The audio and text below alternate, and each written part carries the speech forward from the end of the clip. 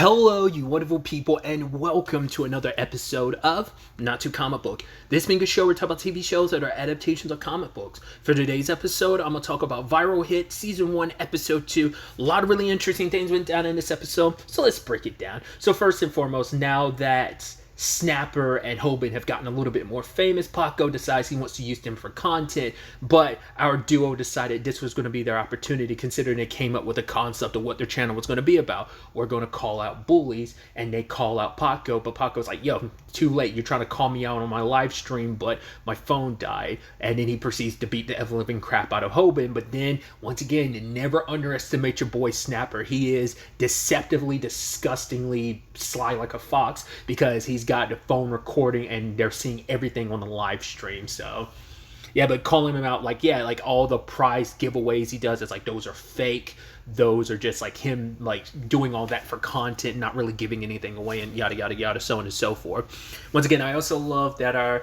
little yellow jacket shorty decides to show up, and I love her hopping up, because she was initially not going to do see anything until like Hoban like stood up to Paco, and she just, and once again, I love her behind Snapper just the entire time, just jumping up and down trying to see over him.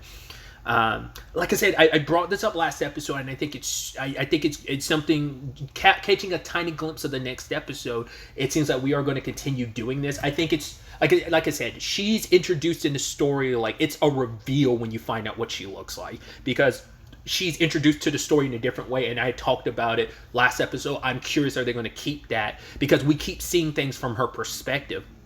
Because funny enough, some of this stuff from Paco, when we actually like meet her in the webtoon and you actually see what she looks like and everything, they'll flash back to this and then be like, yeah, she was there watching the entire time. So I'm so curious if they are going, like I said, what her deal is in the webtoon, how she's first introduced. Will they do that? And also like the little thing about how she talks, will that come up too? So little gimmicks like that, I'm curious, are they going to keep or are they going to get rid of? I'm curious, but yeah, also, once again, showcases how many people in that classroom are kind of douchebags too, because obviously Snapper's only on your side now because you guys are partners and stuff now. So it's kind of does it, and this kind of will get discussed later on, but it shows like Snapper's not the greatest dude either, because he's flip-floppy himself, because it's like, yeah, he was just as much of your bully until he got bullied now. So now it's like, oh, let's join forces, even though you were part of the problem beginning with. And even Hoban brought it up first episode, you're only slightly above me in the hierarchy, only because you get to beat up on me does that put you in a position to be cool with Paco and others. So there's that element of it, and because of that, it's just, once again, Snapper's not seen in the best light. But like I said, without going into it, the webtoon does kind of answer that, and kind of you get to see Snapper in a different light later on. It's just going to be a little while. Shouldn't be too long, because obviously, like, this season's, like I said, I believe, I'm under the impression it's only 8 episodes, so it's going to happen sooner rather than later, obviously. But either way, like I said, just nobody in that classroom is doing anything. Even people in the comments being like, yo, is someone going to do anything? Like, why is no one interfering? And yeah, he just gets the, like, ever-living piss beat out of him. And the only reason why the whole situation stopped is because Moon Seong woke up and was like, yo, like, are you talking back to me, homie? And it's like, I'm also curious to see if they do more with Moon Seong, too, because he, like, pops up here and there in the webtoon, but I'm curious, like, is he going to, like, be utilizing the same? I mean, he's mainly, like, a commentator, like you get his perspective on things on certain occasions. But yeah, he does pop up and do stuff in the webtoon, but I'm just so curious to see like how they utilize him in the anime. But yeah, that's the only reason why Paco stopped beating the living crap out of Hoban. So, but yeah, it all worked out. They got more subscribers because of this situation. Plus, on top of that, they because they called out Paco, he ended up kind of like losing a lot. So I didn't talk about this last episode, but it is so interesting because this is about NewTube. There is the webtoon does kind of go inside baseball about a lot of, like, once again, it's NewTube, but it's YouTube, and it's like, it's actually really interesting when you think about it. Because I'm also like wondering, like, how many people watching this, like, I mean, because there's plenty of like people on YouTube who talk about a lot of this stuff. I mean, there's plenty of videos on like how the whole YouTube situation works, but like how many like average people that might come across this anime for whatever reason, maybe you've never read the webtoon, or even people who read the webtoon, how many people are in the know about like a lot of stuff about YouTube being like, oh yeah, like placing ads and stuff like that, and you need a longer video because the longer a video is, the better it does because you can place more ads. Or I'm like, that's some inside baseball. Like, I mean, it's not that deep in the trenches, but generally speaking, it made me think about it, because I don't think I really thought about it too much when I was reading the webtoon, but watching the anime, I'm like, man, that's kind of crazy. That's some, like I said, it's something like, once again, if I didn't put stuff on YouTube, I probably would have never known stuff like this. This would have probably been my introduction, but I'm, once again, like over 10 years of this. It's, you're just kind of like, you know, like I said, it's not that inside baseball, but it kind of is. So that's why I was just like, oh, that's so interesting. Because I don't watch enough anime that I think covers some inside baseball topics, like like I don't watch a lot of sports anime, so like those can, I mean, I've read manga and stuff that are like, martial arts specific, and those can get like real technical with a lot of like the movements and stuff. Like, once again, I'm going on this massive tangent, but I think that's such an interesting element to it. Like, even if you're not that familiar with YouTube, there is a lot of insightfulness, and it is something you learn more and more about YouTube and stuff like as it goes on, and where you're like, oh, that's super accurate, and stuff like community guidelines stuff becomes a prominent thing later on, and copyright stuff. It's like, it's really, really interesting, where it's like I said, it's kind of inside baseball, but I just find that so fascinating. But I know people on YouTube, that's where I'm like, how many people don't know a lot of that stuff, and how many people probably do, even if they don't upload stuff on YouTube, they watch enough YouTube to know a lot of that. So that's why I was like, is it even really inside baseball even at that point? But either way, I'm sorry, I meant to move away from that point, but like I said, I just thought that was such an interesting thing to I wanted to touch on. So, but obviously, like, that plays into the part of what Snapper was telling Hoban. It's like, you need to like make your videos longer, like, because obviously you need to last longer in fights. So that's something we've got to, because I think that's an important detail. He's not even saying like, hey, win the fights, just last longer in these fights, because if you get knocked out beforehand, like, it screws up any potential money we make, because it's not about how many views the video gets. It's really about the ads, like how many ads you can place on a video, and the longer the video is, the more ads you can put on it. So because the ads are what really pay you, not necessarily the view count. It's all part of the thing, but the ads are like the most important thing. Yada yada yada, so on and so forth. So Hoban decides he's going to quit his part-time job just because it doesn't pay enough for him to keep it.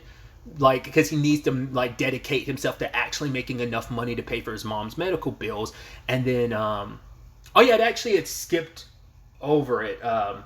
Hoban did try to fight back against Paco, literally screaming inside of his head, hoping someone would interfere, but no one did. And he tries to tackle Paco, but it's like, yeah, there's too much of a weight difference, and Paco like slammed him to the ground. But it's like, yeah, like people were at least impressed by the fact is the courage it took to even do that, So, but either way, he's quit his part-time job.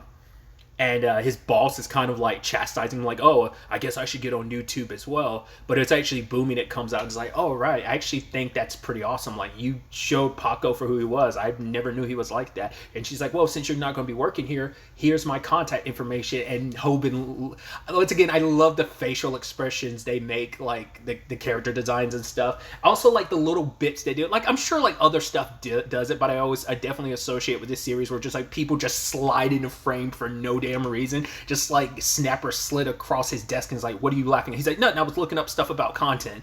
And it's like, because he was so excited being able to boom. He's like, I don't even care if this is a scam. And she's like, wow, Hoban, you're so silly, you're so funny. I'm like, oh, like, because even their boss is like, oh, my precious Boomy. It's like, ew, that's yeah. But yeah, other than that, we kind of finally meet the myth, the man, the legend, Samdak, because Hoban had decided he was going to look up videos on how to fight, and he ended up coming across Samdak's. Yeah, it's like, hey, here's a channel from like, I don't think they focused on how long ago it was. I don't think you saw it, because obviously it's like the channel's got like 0 subscribers. Maybe I'm thinking of the videos themselves, because I know like the videos practically have no views, but I don't they didn't focus on it in the anime, and maybe like other like future episodes will showcase it more. But those videos have been up there on YouTube for a while. I think if I remember correctly, it's like 5 years ago they were uploaded. So, but it's like, yeah, it's a weirdo in a chicken mask. It's like, yeah, I was like, I'm so excited because it's interesting too because he said a foreigner, which I'm like, oh, I guess that kind of plays into two things about Samdak. It's not even a spoiler, like, because obviously we're well past it now, but where the webtoon is already, like, it's been known for a while who Samdak is. In fact, they actually kind of, I won't say too much on it, but we've known for a little while who Samdak really is, and it's interesting using the phrase foreigner, which I was like, oh, that's interesting. I'm like, that's why I'm so curious about that, because I'm like, huh, that's just an interesting thing, like that specifically, that phrasing makes me go, huh, that's interesting. I'm like, I wonder, did like, huh. Because he says foreigner, so it makes it sound like Samdak's doing that in a different language, even though it is like, well, obviously in the original webtoon Korean, but in this Japanese. But I'm like, maybe he has an accent that like Hoban's able to hear that he's a foreigner. It's like, oh, you're not Korean. You're speaking Korean, but you're not Korean. Also, because I'm like, I mean, that also might just be because I'm like, I don't think it's in because it would. Once again, I'm trying to like get, because I'm also trying to dance around not spoiling stuff where I'm like, huh. I was like, I never thought about that too much of like, yeah, the series is set in Korea. So I was like, but it makes sense why that character like would speak like, you know, might be speaking with like the way they set it up to make you think who you think Samdak is. It would make sense why that person might have like a non-Korean accent, or maybe just like because I'm like, no, you don't see enough of Samdak's body. Well, you do to some extent, but I don't know if you'd be able to say he's not Korean. Whatever. Like I said, I'm getting too in the weeds about it. But either way, he sees the videos and it's about like some tactics about fighting, but he doesn't like think much of it. He's like, nah, this weirdo, it's a scam, like, you know, making stupid content just to scam people. But there is validity to it when he runs into Pakgo the next day, who ends up attacking him. But it's like a lot of what Samdak said about like, right, you want to control your emotions in a fight, because the moment you're like, you're not swinging your fist anymore, you're swinging your emotions if you don't keep your cool during a fight. And then for Hoban, it's like, whoa, that guy was right, and he was actually going to try the number one move, get hit without getting hurt. You should also know that ahead of time. A lot of these techniques have long ass names, but yeah, he didn't have a chance to really showcase it because Snapper pulled out the camera and immediately stopped Potko, because it's like, if I want to like make my return, I got to be on my best behavior. I don't need any more bad press than what I'm getting. But I also love that before this all happened, Rumi came over and being like, oh, I didn't really care too much about Pakgo. It's like, oh, you want to like collab and stuff? And it's like, yeah, you were working with Pakgo before. Same thing for Snapper. But it's like, you know what? And they're kind of getting swept up in like her like being like, oh, let's collab and stuff. So I think it's so interesting because obviously we're getting a little tiny bit with Rumi, but it's gonna be interesting, especially voice wise, because I was like, oh, I would have never imagined that would be Rumi's voice. But then I start thinking like where that character goes. Once again, no spoilers. I'm like, I could definitely see the reveal of like that's not how she naturally talks. I'm curious to see if her voice does stay the same. I doubt it. I doubt that's probably her like her voice for now, but I'm sure like the voice actress is going to do a little different. I'm curious to hear if there's going to be a massive difference between her voice now and later, just because I like Rumi's arc, because you know, you've read the webtoon, you know where her story goes, and it's just kind of interesting, especially when you meet her. Very much like Snapper, you're like, you're not that great of a person, but it's like you learn more that, you know, just like Snapper, you find out like, oh, there's a little more depth to him. Just same thing with Rumi, there's more depth to that character, and I'm interested to kind of get to those spots. But I don't even think we'll get to any of that in this season. I think that will happen. Some of that definitely obviously happens quite a bit later, so we're definitely not going to be touching on that at all, but I'm curious if we get any peeks into it. The more they're around each other, they might kind of sneak some of that in earlier on. So like I said, it's just going to be interesting to see what they take from the future of the webtoon and kind of sprinkle in and kind of heavily set up stuff, you know?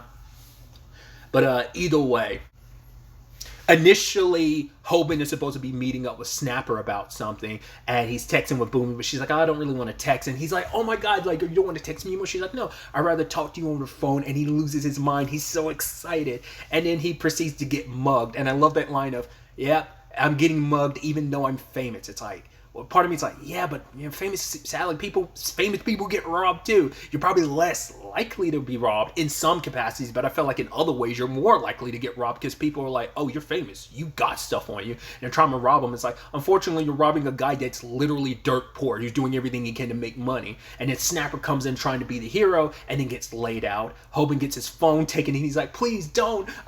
It's got all of Boomy's contact information. Please don't take it. Take Snapper's phone. He's literally got the latest one. He's like, hey, I heard what you said, dude. But he's like, don't worry, this wasn't an accident. Because I think they don't really go into it, but I think it is implied like Snapper set the whole thing up. He's like, yo, those two are famous for like robbing people. So he set it up. He even was like, yeah, I started recording the moment you went down this alleyway with them. It's like, so you didn't interfere because you didn't want to mess with the content. Once again, it shows you like how messed up Snapper is in that regard.